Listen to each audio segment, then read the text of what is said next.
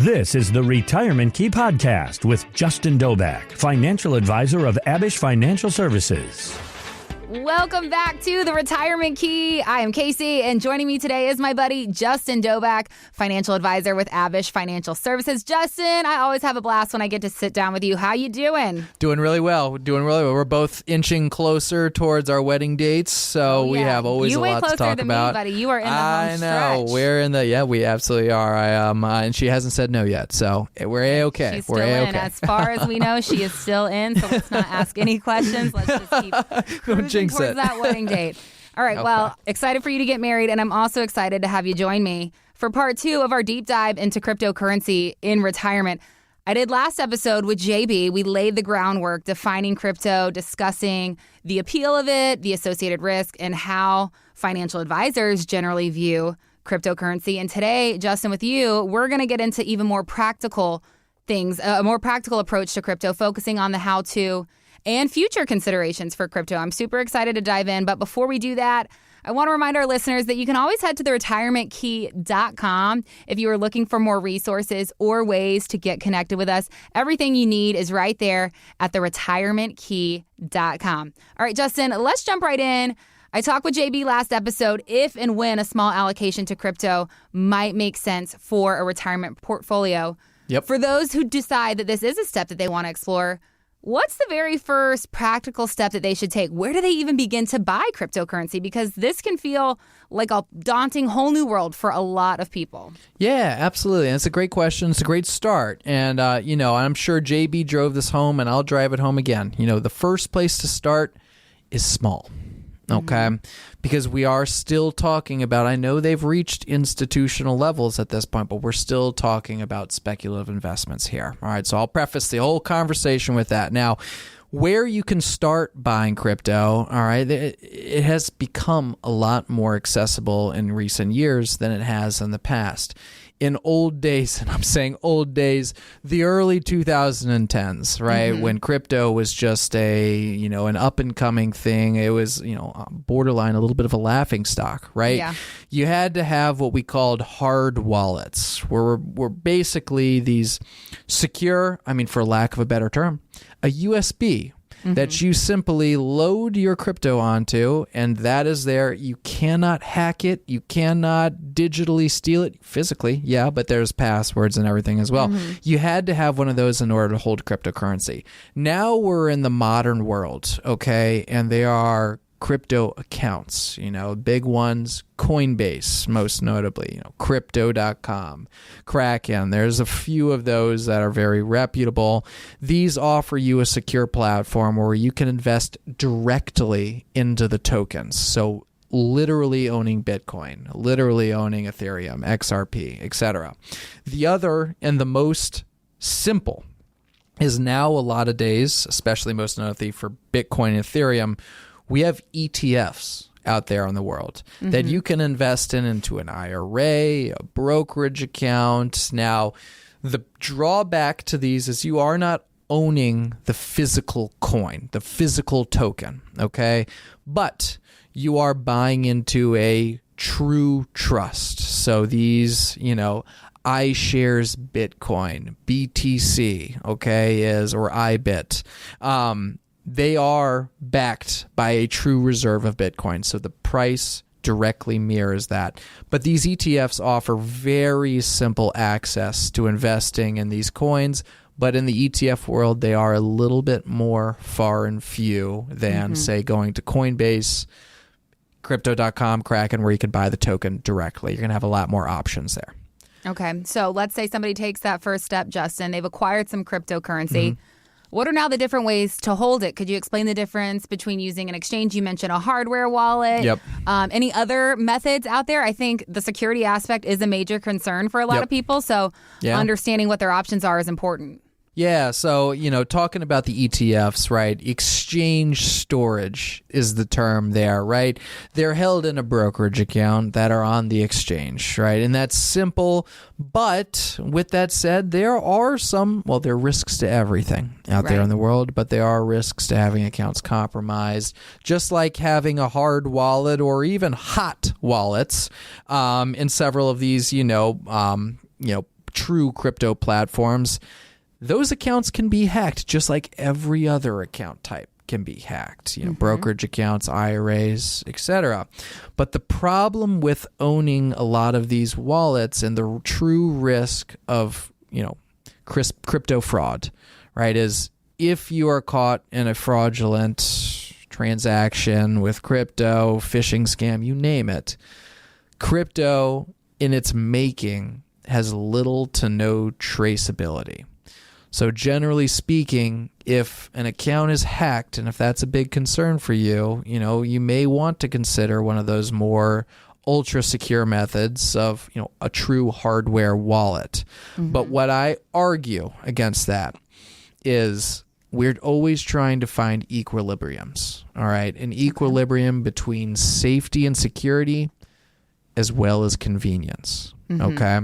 That's why finding that comfort level for you, if it is only investing in, crypto ETFs, if it is owning a, Coinbase account and you have physical tokens on there, if it is a true hardware wallet where you are literally placing your coins onto, say, a hard drive, disconnected from access, from scams, etc., you need to find that out for yourself. And if that is a question that you have, schedule an appointment with us. We're happy to talk about it. We talk about it every single day. But I hope that gives a little context onto how you can own and hold cryptocurrencies. Yeah, I mean, it sounds like there are definitely choices to be made based on your comfort level and maybe your tech savviness even. Yep. Yeah, big time. Got it. So now for many people, Justin, the big question after how do I buy it is usually, what about taxes? So let's address that big one. What are the key tax implications our listeners need to be aware of when they're buying, selling, or even trading crypto? This is an area that I know can cause a lot of confusion. So break it down for us. So a lot of folks, and right, I'm going to say it again, the early days of crypto is they were under the impression, hey, as long as the dollars don't leave the account, I don't get taxed. That is wrong. These trade just like every other security now, and I know JB probably talked about securities versus crypto and how there's probably a differentiator between the two. But the bottom line is, upon buy or especially upon sale, it is a taxable event. If you buy something, it appreciates, you sell it, that is capital gains. Okay. Now, a lot of platforms are developing this because these rules are relatively new. Well, at least truly cemented, being relatively new. A lot of these major platforms, Coinbase, Crypto.com, Kraken, a lot of them are just now implementing true, 1099s, saying, hey, here are the transactions you had at the end of the year. Here is your taxable consequences. Dear Lord, please put this and file this on your taxes come April 15th. All right. If you have a lot of transactions and maybe on a lesser known platform that doesn't have that level of statement support, okay, getting involved with a CPA that is very versed and very familiar with taxable consequence as well as tracking those transactions on those platforms is going to be a very helpful resource for you. Now, it's not always necessary to have a CPA just because I have crypto, but if you are making a lot of transactions and potentially making a lot of returns, that's a possibility, okay, it may make sense. Talk to a tax professional. Make sure you have a good understanding of what needs to happen come April 15th because the bottom line is they are taxable. They absolutely are. So it sounds like careful record keeping and incorporating the help of a professional when it comes to crypto are going to be the safest move. So definitely something for people to keep in mind. Now, shifting our focus a bit, Justin, the crypto landscape, it's always changing. Oh, yeah. And it seems like it's changing at lightning speed. So I want to ask you as a financial advisor, what do you see as the long-term outlook for crypto and its potential role in financial planning over the next 5-10 years? Do you anticipate it becoming more mainstream or staying kind of niche? Yeah, no, I think the bottom line is that it is gradually becoming more mainstream, especially the big four that I consider Bitcoin, XRP, Ethereum, Solana. Bitcoin and Ethereum have arguably reached, especially Bitcoin, institutional levels.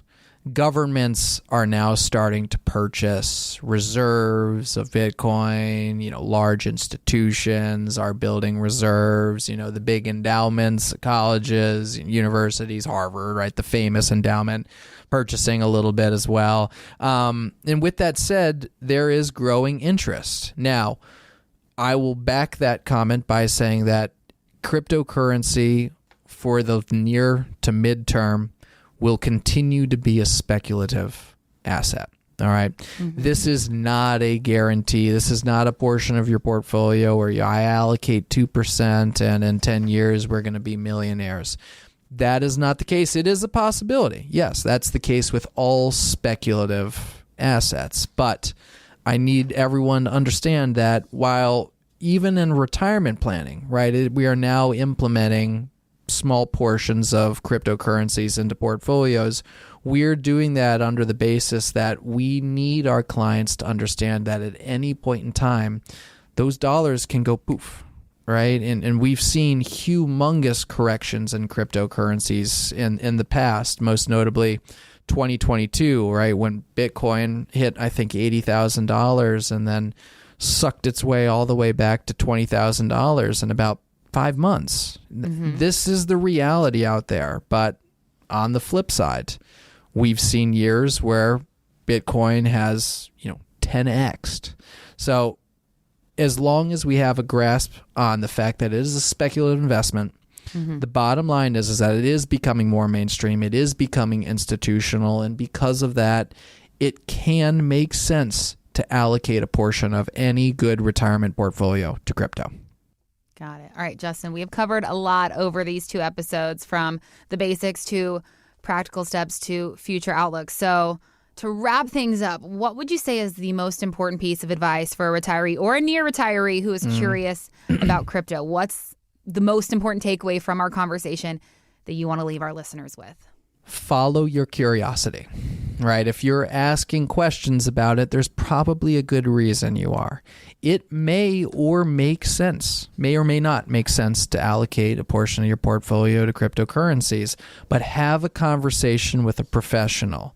Have them take a look at your risk tolerances, your goals, your time horizons, your constraints to tell you whether it makes sense or not. Now, there are multiple ways that you can invest in cryptos. You don't necessarily need an advisor in order to do it. But again, I do recommend have a conversation with someone who knows what they're talking about. If that's us, we're more than happy to do so. We do that on a daily basis. But that's it. Have your curiosity, but also carry that same level of caution because we are talking about speculative investments here. Yep. Absolutely. Thank you so much for breaking this down for us, Justin. Let's say somebody does want to sit down and schedule some time to have a conversation with you. What should they do if they want to do that? How can they get in touch with you guys? Log on to retirementkey.com. You'll find a link to schedule an appointment with us. Sit down, have that complimentary meeting, see if crypto makes sense, see if it doesn't. We'll answer your questions either way. Again, that is the retirementkey.com, and it has got all the resources that you need to get connected with Justin and the entire Abish Financial team. Thank you so much again, Justin, and thank you for joining us for our 2-part series on crypto and retirement. We'll be back again next time with more great insight from the team at Abish Financial Services. But until then, take care, and we'll see you soon. Thanks for listening to the Retirement Key Podcast. To learn more about Abish Financial Services, visit theretirementkey.com. Abish Financial Wealth Management is a registered investment advisor with the SEC. Registration as an investment advisor does not imply a certain level of skill or training, and the content of this communication has not been approved or verified by the United States Securities and Exchange Commission or by any state securities authority. The information contained in this material is intended to provide general information about Abish Financial Wealth Management and its services. It is not intended to offer investment advice. Investment advice will only be given after a client engages our services by executing the appropriate investment services agreement. Information regarding investment products and services are provided solely to read about our investment philosophy and our strategies.